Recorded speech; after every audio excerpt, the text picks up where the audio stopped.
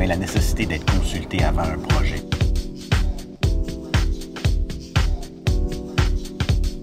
Les réseaux sociaux, c'est plus que ce que les gens pensent. Je trouve que c'est de plus en plus facile de rester assis sur son divan et de chialer.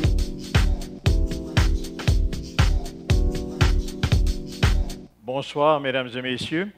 Je vous avouerai, c'est beaucoup plus agréable de vous avoir en direct qu'au téléphone. Mais ce soir, c'est une émission toute spéciale à l'occasion du 25e anniversaire de savoir-faire de Transfert Environnement en matière de projet. Nous allons pouvoir suivre les grandes étapes de Transfert Environnement, mais ça va nous permettre aussi de revoir une notion qui est de plus en plus présente dans nos vies, celle de l'acceptabilité sociale. Et les plus vieux d'entre nous, nous nous rappelons du temps où ce mot n'existait pas. À l'occasion, on disait « pas dans ma cour ».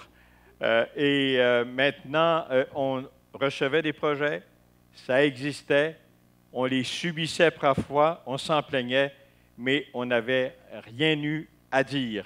Jusqu'à ce qu'un événement, je pense, important, qui remonte un peu plus loin que la création de Transfert Environnement, ça remonte à 35 ans cette année, c'est la création du Bureau des audiences publiques en matière environnementale, le fameux BAP. Et je pense que le BAP a vraiment changé les choses. Il y a des gens qui ont bien voulu témoigner de l'évolution de cette notion d'acceptabilité sociale et également nous donner leur point de vue à ce sujet. Et tout de suite, on va les écouter, les entendre. En 25 ans, je pense que ce que les gens ont appris, c'est le besoin, la nécessité d'être consultés avant un projet. Et le fait de ne pas les consulter, c'est pratiquement un gage que le projet ne pourra pas fonctionner. Le conseil que je donnerais aux promoteurs, c'est de ne pas laisser dicter la voie à leur association par les plus dinosaures de leur industrie. C'est malheureusement ce qui se passe actuellement et des belles initiatives faites par certains promoteurs passent sous silence. Il faut des mouvements sociaux à chaque fois qu'on arrive devant des programmes qui se mettent en place morceau par morceau, projet par projet, alors que c'est conçu, les projets sont conçus dans une vision normalement mal orientée ou mal fondée plutôt, plus générale.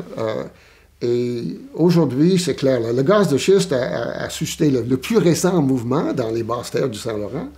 Mais le pétrole de schiste, c'est sans arrêt depuis que je suis dans le mouvement que nous sommes devant des intentions gouvernementales, des plans gouvernementaux qui ne sont pas bien conçus ou qui ne sont au moins pas bien présentés pour une écoute de la population et une amélioration en fonction de cette écoute-là. Mais la personne qu'on va accueillir maintenant est loin d'être un dinosaure, même si ça ne fait pas seulement de temps qu'il rôde dans cet univers, vous le connaissez bien, André Delisle.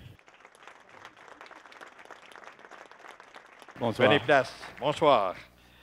Alors, André Delisle, vous avez été d'abord, et je pense que c'est à ce moment-là qu'on s'est connus, j'animais Découverte, vous étiez commentateur scientifique et également environnemental. Dans l'évolution de ça, vous avez contribué à des institutions qui sont quand même passablement importantes. Je pense au Biodôme et la biosphère, mais ça, ce n'était pas celle des Américains là, de l'époque de l'Expo 67. Et puis, la fondation du BAP, vous avez contribué. Vous avez été au BAP et vice-président du BAP, vous avez été là pendant au moins 7 ans. Et vous avez été désigné, à travers tout ça, là, ça vaut la peine quelques prix de temps en temps, vous avez été désigné membre du prestigieux Cercle des Phénix en environnement dans les années 90. Et là, je vous apprends une nouvelle, si vous ne le savez déjà, c'est tombé hier soir. Et là, c'est le prix Hubert Demare qui a été remis à André Delisle par Réseau Environnement pour souligner que l'ensemble de votre carrière, M. Delisle, a été dédié à la cause environnementale. Écoutez, on va se permettre de le féliciter. Félicitations, merci. En effet. Et puis, là, vous avez eu la bosse des affaires, en quelque sorte. On peut dire ça avec les 25 ans d'existence de l'entreprise. En 1997, vous avez fait l'acquisition de Transfert Environnement, mais ça avait été créé 10 ans auparavant et ça n'était pas nécessairement ce que c'est devenu au point de départ. Avant de vous entendre sur Transfert Environnement, on va retourner au premier président de Transfert Environnement. Nous l'écoutons. Transfert Environnement a été fondé en 1987. La mission première consistait à favoriser le transfert de nouvelles pratiques, technologies environnementales. C'était vraiment de faire de l'éducation, faire de la formation. Au début des années 90, on a assisté à la mise en œuvre de nouveaux chantiers au Québec. On pense à l'assainissement des friches industrielles, le traitement des eaux usées industrielles, la gestion des matières résiduelles. Donc, on a senti un besoin de mettre en œuvre des nouvelles solutions et avec ça, de passer à la communication environnementale. Puis, graduellement, la notion de communication environnementale a migré vers une gestion sociale, des préoccupations, une insertion sociale, des projets, parce qu'il y avait réel besoin de favoriser cette démarche-là, cette communication avec la population, avec les parties prenantes. Là, on a vraiment assisté à l'envol de transfert dans les années 96-97 avec cette nouvelle notion-là. 96-97, André Delisle, ça coïncide avec votre arrivée à Transfert Environnement. Comment la société a évolué sur le plan de la participation, à partir presque du point zéro à venir jusqu'à aujourd'hui? Quelle est votre vision des choses? Vous savez, la notion même d'acceptabilité sociale est assez récente. La terminologie qu'on utilise maintenant pour parler des mouvements de citoyens qui veulent participer à l'évaluation et aux décisions sur leur projet, c'est récent. À la fin des années 80, début des années 90, on parlait beaucoup plus du phénomène NIMBY, du phénomène pas dans ma cour. Des fois, on en parlait tout seul dans sa cour, sans vraiment se regrouper comme on le fait. Voilà. Et à ce moment-là, l'attention portait bien plus sur l'inacceptabilité sociale que l'acceptabilité. La négation. Et on assistait aux manifestations, aux mouvements d'opposition. Mais graduellement, avec l'arrivée de la notion de développement durable qui avait des aspects sociaux, la dimension sociale, ben là, on a donné une connotation positive aux efforts des décideurs, aux efforts des développeurs pour établir une relation avec les communautés où ils œuvrent. Est-ce qu'on peut dire qu'à ce moment-là, la création du BAP a été, je disais qu'un point tournant, en quelque sorte, a été un moment déterminant et avec ce qu'on a vécu à suivre le BAP? Définitivement, la création du BAP a été une innovation sociale d'importance. Le Québec, à l'époque, était précurseur. Avant-gardiste, diriez-vous? Avant-gardiste, en créant une institution qui est là pour écouter les citoyens et leur permettre d'intervenir dans les projets qui concernent leur qualité de vie, la qualité de leur environnement. C'était vraiment une première et presque une première mondiale. On ne connaissait pas ça avant. Et c'est sûr que le BAP, à travers ses commissions, à travers ses audiences, a aidé à comprendre cette notion-là d'acceptabilité sociale. Je ne vous demanderai pas de juger là, toutes ces années-là, les 35 ans du BAP.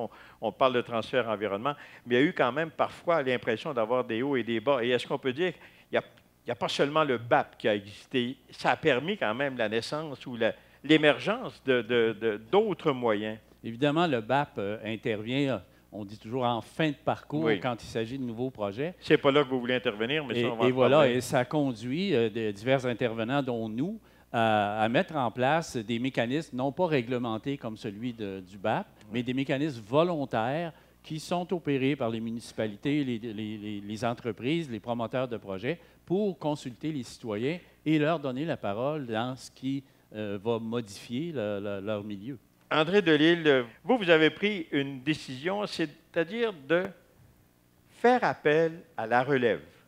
Voilà. Ça n'a pas dû être facile. Moi, je cherchais une façon d'assurer la pérennité de mon entreprise et surtout que les valeurs que l'entreprise transporte et les façons de faire continuent de se faire avec les citoyens. Mais là, vous l'avez fait, puis vous avez fait un grand saut. Et ce n'est pas SOT, c'est vraiment SAUT. Vous avez franchi plusieurs décennies pour aller trouver ceux qui allaient vous remplacer. Et donc, à ce moment-là, ce fut un projet intergénérationnel. Et d'ailleurs, j'invite en studio avec nous actuellement le président de Transfert Environnement, M. Cédric Bourgeois, et le directeur général, M. Alex Kraft. M. Bourgeois, bonjour. Bonsoir, M. Maisonneuve. Bonsoir, oui, c'est vrai. Bonsoir, M. Kraft. Prenez place. Connaissant André Delisle, il a dû s'assurer que vous partagiez en quelque sorte les mêmes valeurs que vous, parce que quand vous êtes devenu président, M. Bourgeois, vous étiez dans la vingtaine. C'est en 2007 que vous êtes devenu président. Donc, vous avez conclu ce partenariat d'affaires. Et donc, là, je vais voir s'il a bien fait ses devoirs. Quelle est votre vision de l'acceptabilité sociale en 2013? C'est certain que le concept a évolué beaucoup. Je pense par rapport aux promoteurs, où dans les années 90, au début des années 2000, on considérait les démarches d'insertion sociale, l'acceptabilité sociale, comme une valeur ajoutée au projet, vraiment une façon de se démarquer. Mais on voit depuis 2-3 ans, c'est plus cette réalité-là. On est vraiment rendu dans une réalité où c'est une condition de réalisation des projets. L'acceptabilité sociale, c'est un incontournable. Puis au cœur de la réussite des projets, ce sont des stratégies d'information, de consultation que les promoteurs vont mettre en place. Du côté des citoyens, peut-être vraiment 2 éléments à retenir lorsqu'on parle du concept d'acceptabilité sociale. Le premier, puis on le voit presque à tous les jours aujourd'hui, c'est un peu malheureux, mais c'est la perte de confiance, puis j'irais même jusqu'à dire le bris de confiance. Oui, il faut dire, quand vous avez une commission Charbonneau, à un moment donné, on peut se poser des questions, on peut, avec ce qu'on entend, on peut se permettre d'avoir des doutes. Là, ça ne fait pas référence à vos projets, mais dans la mentalité des gens, il y a cette dimension-là. Et avec raison, les citoyens sont en droit de se poser ces questions-là, mais le bris de confiance par rapport aux institutions démocratiques, je vous dirais, ne facilite pas le travail que nous, on a à faire par rapport à l'acceptabilité sociale. Deuxième point, je pense qu'il est incontournable aujourd'hui, qui révolutionne le concept d'acceptabilité sociale, c'est qu'est-ce qu'on peut appeler l'acceptabilité sociale 2.0.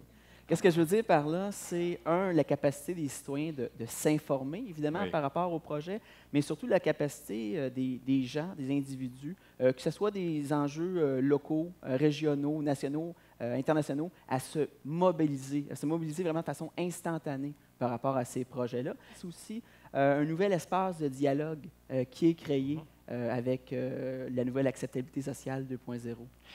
Mais à ce moment-là, est-ce que vous diriez qu'il n'est plus possible de faire des projets qui risquent par contre d'être contestés parce que ça agit sur l'environnement sans tenir compte de l'acceptabilité sociale? Le genre de message qu'on peut dire, si on ne tient pas compte de ça, ça risque fort de ne pas marcher.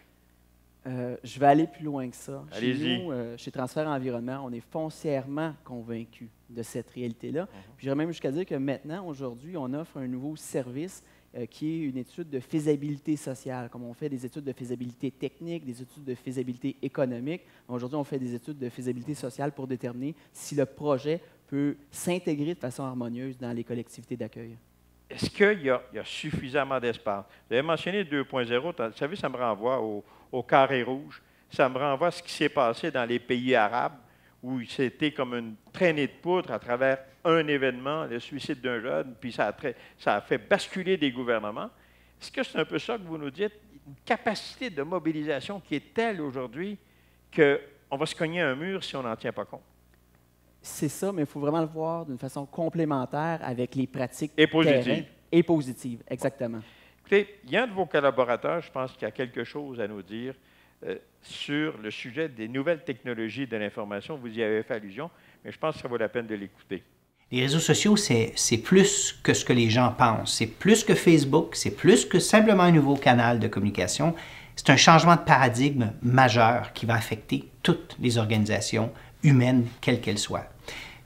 Historiquement, en fait, c'est la première fois dans l'histoire de l'humanité que le citoyen lambda est capable de se mobiliser instantanément, peu importe où il est, peu importe son éducation, avec ou sans raison, à moyen, à court terme, pour ou contre quelque chose. Donc, pour les organisations, ça, c'est un changement majeur. Puis en fait, aujourd'hui, ce qu'on appelle le web social représente une copie carbone de ce que l'humanité pense en temps réel. Donc aujourd'hui, quand on parle d'acceptabilité sociale, les organisations n'ont pas le choix de s'enraciner avec des technologies du Web 2.0 afin d'entrer en dialogue avec les influenceurs qui font et qui forment le futur de leurs organisations et de leur environnement d'affaires. Faut-il s'inquiéter dans ce qu'on vient de nous dire que l'humanité pourrait peut-être penser en même temps la même chose? Alors que votre entreprise soit à l'autre bout du monde, ce qui se passe là sera su ici. Bien, écoutez, c'est une réalité à laquelle on est confronté, où on regarde passer le train, où on monte dans le train.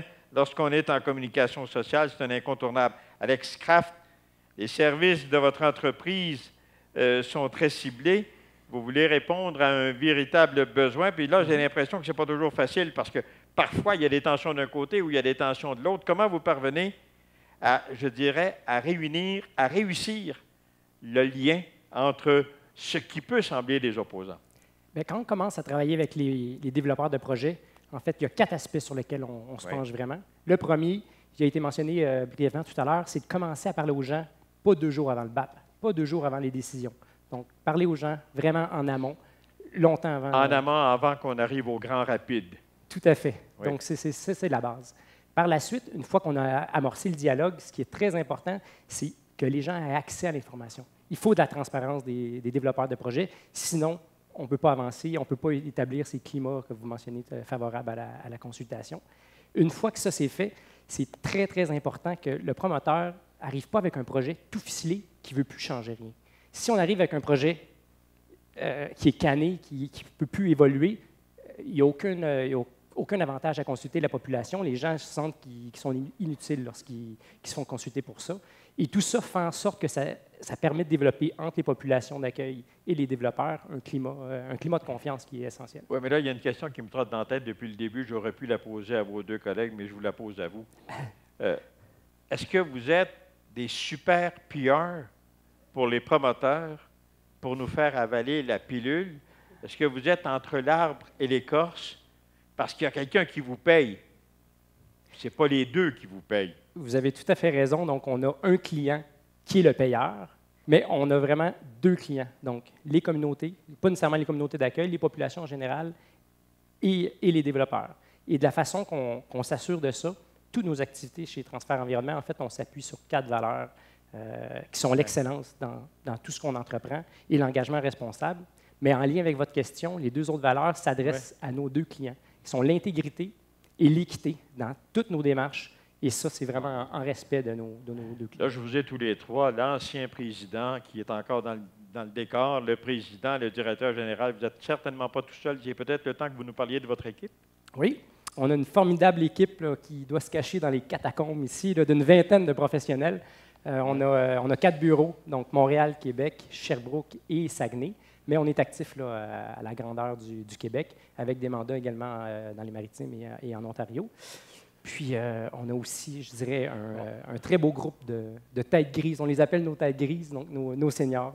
J'allais dire, qu'est-ce qui vous reste de quelques têtes grises, là, dans le décor? Il n'y a pas seulement des jeunesses comme vous? Non, bien, vous avez vu un peu plus tôt Mme Marie Beaubien, qui est également associée. Ben là, écoutez, là, venez pas dire que c'est une tête grise, parce que là, j'accepte pas du tout. Là.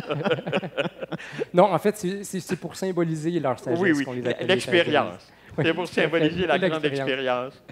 Donc, on a également d'autres collaborateurs. Bon, bien, écoutez, on va en entendre. Je pense d'ailleurs dont Marie Beaubien va nous dire pourquoi elle se retrouve chez vous. On les écoute. C'est arrivé par hasard qu'on a connu donc, les gens de Transfert Environnement, même si eux aussi sont dans ce processus-là d'accompagner les grandes organisations dans des projets. On s'est rencontrés sur d'autres projets où on a travaillé ensemble, comme 2 organisations qui travaillent sur un même projet. Et nous, ici, Martel Munger et Associés, bien, le bureau, évidemment, comme on est tous des personnes qui aussi aspirent à une retraite au cours des prochaines années, ben, on a voulu effectivement donc trouver une organisation pour laquelle on pourrait donc faire un transfert aussi de connaissances, laisser un legs si on veut. Donc c'était comme un mariage qui était naturel et depuis maintenant 1 an, il y a 2 ressources de transfert environnement qui travaillent avec nous dans les bureaux ici. Transfert Environnement m'a approché il y a environ 3 ans pour que je me joigne à leur équipe. En fait, Transfert est en train de se constituer une équipe qui fait place à la relève. Alors, ils ont dit, ben écoute Marie, joins-toi à nous, on va pouvoir profiter de tes expériences, de ton expertise. Alors, j'ai pris le temps de réfléchir. Je me suis dit, peut-être qu'effectivement, après 30 ans dans le métier, j'ai peut-être des choses à partager. C'est certain que pour moi, c'était hyper important que l'entreprise rejoigne mes valeurs. Et puis, essentiellement, j'en ai 2. Le respect des parties prenantes, des intervenants avec qui on travaille, des clients. Et aussi la reconnaissance de la légitimité des préoccupations, qu'elles viennent des citoyens, des collectivités ou des promoteurs. Pour moi, c'est essentiel. Alors, je suis chez Transfert et je travaille avec une équipe formidable. Elle est chez Transfert et elle fait partie de la relève, a-t-elle dit. Alors, avis au directeur général. Dites-moi, Cédric Bourgeois, quand on fête un quart de siècle, et il y aura demain, il y aura avant le 25e anniversaire et après le 25e. Et habituellement, bien sûr, il y a cette rencontre qu'on a aujourd'hui, mais il y a des gestes que l'on pose. Qu'est-ce que vous avez tenté de faire ou qu'est-ce que vous voulez faire pour dire, après 25 ans, voici ce que nous sommes? Oui. Bien, vous savez, le titre de l'émission ce soir était l'acceptabilité sociale d'hier à aujourd'hui, mais je vous dirais particulièrement, on a le regard qui est porté vers l'avenir. C'est pour cette raison-là. Je l'espère, pour qu'on se retrouve dans 10 ans ou dans 15 ans ensemble. On va être là. Bon. C'est pour ça que ce soir, en marge de l'émission, on a invité nos clients, collaborateurs, partenaires, bien sûr nos professionnels aussi, à venir célébrer ce 25e-là, Transfert Environnement. Oui. Mais surtout c'est de lancer le message que demain, on va être encore là à travailler ensemble pour développer des projets de façon responsable. Mais pas seulement que ça que vous avez fait. Vous avez fait autre chose. Bon. Oui, on a fait quelque chose. Changez vos cartes. Vos cartes d'affaires, vous allez devoir reprendre de nouvelles cartes d'affaires. Oui, on a une petite surprise ce soir à faire. On a imaginé une nouvelle signature corporative de l'entreprise pour répondre aux besoins d'aujourd'hui, mais aussi répondre aux attentes et aux tendances de demain. Puis, nous avons le grand plaisir de vous présenter la nouvelle signature corporative de Transfert, Environnement et Société. Et Société.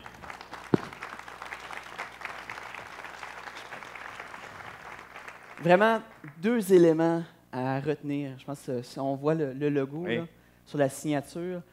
Le premier, c'est les phylactères, les bulles. Les quoi? Les phylactères, les bulles de dialogue. Les bulles de dialogue. Un mot à ne pas utiliser dans une émission de télévision grand public. On me l'avait dit. Donc, les bulles de dialogue qui sont là pour représenter, dans le fond, les espaces de discussion, les espaces de dialogue concrets. On tente de rapprocher les points de vue des gens. On tente aussi d'éviter les collisions puis de trouver des points de jonction entre les attentes des participants et d'aplatir les enjeux. Par rapport au logo, l'autre changement, ce n'est pas un changement esthétique. L'ajout du mot « société » a une signification réelle et profonde. On le voit, il y a une migration des enjeux à thématique environnementale vers des enjeux à thématique sociale. Le savoir-faire, l'expertise de Transfert Environnement peut répondre aujourd'hui à ces besoins-là sociétaux. Alors, Transfert Environnement et Société. Merci, M. Bourgeois. Merci à vous 3 d'avoir participé à cette émission. Mais je veux quand même, avant de terminer, qu'on entende des témoignages de gens qui, c'est la bonne chose, je pense, des gens qui ont vécu l'expérience, que ce soit d'un côté de la clôture, quand il y avait clôture, ou de l'autre, pour qu'il n'y ait plus de clôture, et nous les écoutons. Quand nous, on est arrivé avec le projet Dumont, qui est un projet d'envergure, un projet minier d'envergure, je savais tout de suite que je voulais travailler avec les gens de transfert, particulièrement avec André, pour vraiment aller chercher le pouls du milieu, vraiment les préoccupations des gens du milieu. La firme de communication, elle, son premier rôle, c'est vraiment un rôle de transparence. C'était vraiment de faire le lien entre les citoyens de Saint-Luc, les gens du conseil, les gens du ministère de l'Environnement et les gens qui s'occupaient du nettoyage. En 2009, la compagnie Stablex a proposé aux riverains de son site à Blainville de former un comité de bon voisinage composé de 8 personnes, dont moi-même. Aujourd'hui, les communications entre Stablex et les riverains est bien établie et Transfert Environnement y a largement participé. Dans le fond, l'insertion des projets dans une communauté, ce n'est pas une stratégie de communication, c'est bien plus que ça. C'est le fondement même, c'est une philosophie d'opération. Donc, ça met à contribution tous les gens, notre équipe d'ingénierie, nos travailleurs et les gens qui, comme moi, faisons le lien avec la population, de façon à maintenir un dialogue crédible. Travailler en amont, ça nous a permis tout de suite de pouvoir venir bonifier notre projet, par exemple, au niveau du design. Bon, première des choses, au niveau de notre scénario de méthode d'exploitation qu'on a choisi, on a tenu compte du facteur social. On a consulté les gens en termes de localisation de parcs à résidus. On a consulté aussi les gens en termes de localisation de la route. Il y avait 3 scénarios possibles. J'ai décidé de m'impliquer au sein d'un comité citoyen, qui est un comité de liaison et de suivi chez Recyc Éco-Solutions, parce que je trouve que c'est de plus en plus facile de rester assis sur son divan puis de chialer. Mais ça n'a pas d'impact réel. Donc, il faut sortir de chez soi, il faut s'impliquer, il faut faire part de nos craintes, de nos opinions. C'est un échange, en fait, avec l'entreprise. Et puis ça, je pense que ça permet de faire avancer les choses. André Delisle, j'aimerais vous donner un peu le mot de la fin, en quelque sorte. Ce qu'on vient d'entendre, là, tous les gens qui ont participé à des projets peuvent s'interroger sur comment vous avez joué un rôle dans ce dossier-là, que ce soit du côté du promoteur, que ce soit du côté des comités de citoyens. On joue un rôle de tierce partie neutre. On dit bâtir des ponts entre les citoyens et à condition que vos ponts tiennent. Oui, on les entretient aussi de façon préventive et on les répare aux besoins. Vous savez, on intervient beaucoup aussi en situation de crise et de conflit parce que quand un promoteur n'agit pas, comme on disait, au début de son projet, en amont, bien, ça tourne souvent en crise sociale et médiatique. On est là aussi pour les accompagner. Alors, tous les trois, messieurs Kraft, Bourgeois et Delisle, merci beaucoup encore une fois d'avoir participé à cette émission toute spéciale. C'est quand même un quart de siècle qui nous aura permis de mesurer d'hier à aujourd'hui l'acceptabilité sociale avec un espoir pour l'avenir, nous a dit M. Bourgeois. Alors, c'est tout pour cette émission spéciale. Il me reste à peine le temps de vous dire que la réalisation de cette émission a été rendue possible grâce au travail de l'ensemble de l'équipe de professionnels de Transfert Environnement et Société. Bonne fin de soirée. Je vous donne rendez-vous dans 10 ans pour voir comment ils ont continué. Au revoir. Bonsoir. Merci.